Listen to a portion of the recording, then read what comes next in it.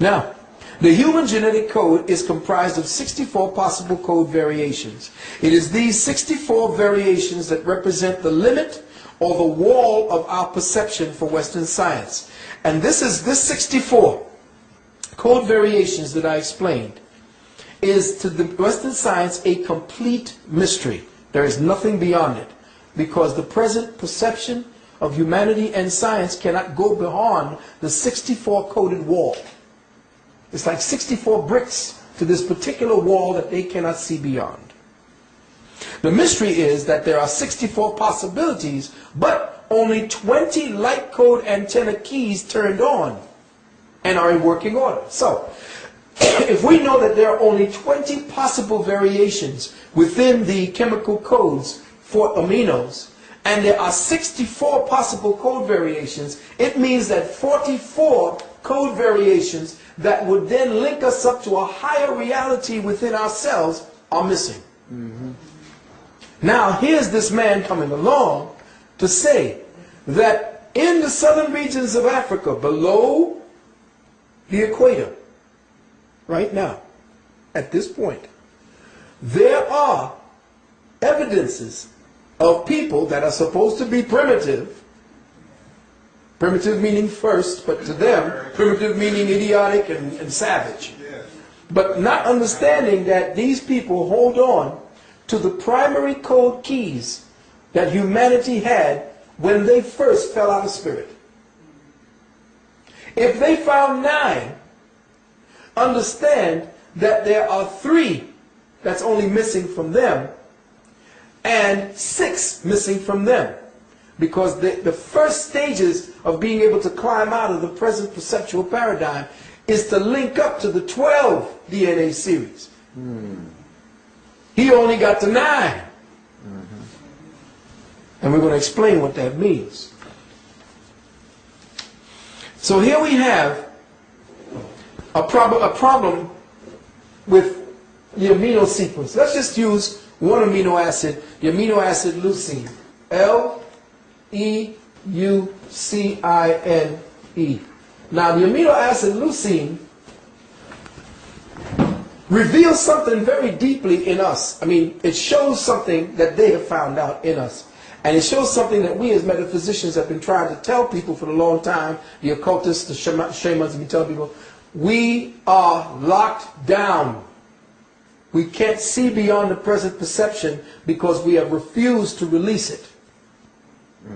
And religion is that lock, because it does not explain the spirit. It tells you to believe.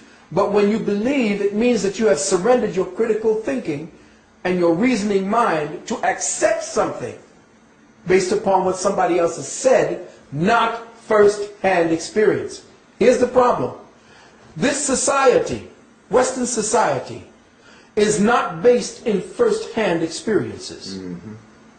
Western society is based on vicarious experiences, which means we go to movies, TVs, we go to different shows to see other people enjoy first-hand experiences with us.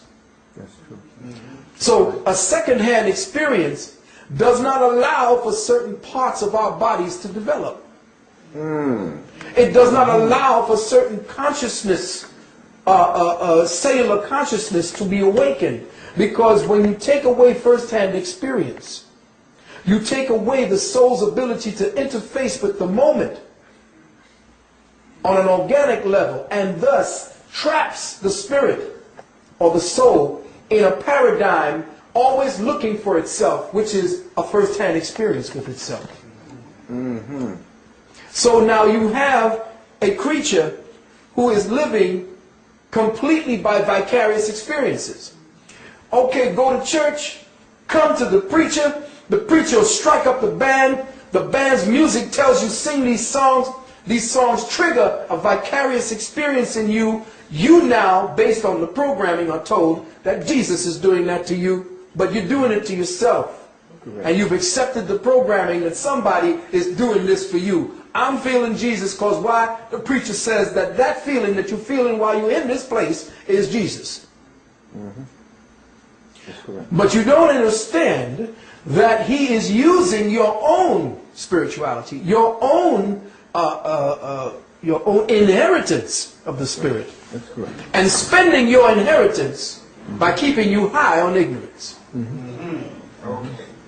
So understand now that what I'm trying to say is that at this present time, the present amino acid structure that science is studying is simply based upon a vehicle that is stuck in its own ignorance. As soon as you awaken this vehicle, this entity creature, all of these codes will change. In the twinkling of an eye, didn't the Bible say? That's correct. But you can't do that if you keep the eyes blind and the twinkle out of them. That's right. Yes. See?